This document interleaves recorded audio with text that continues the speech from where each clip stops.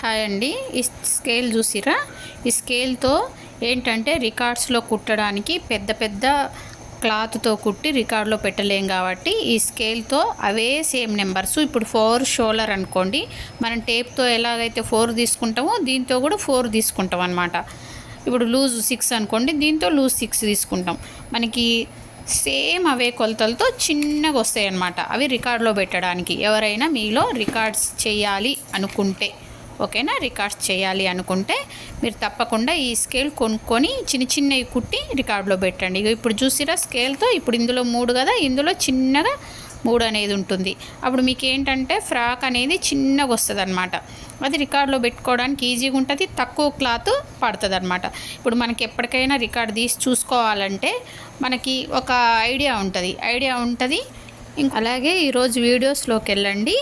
Single umbrella frock cutting ఉంది, చూసి బాగా నేర్చుకోండి.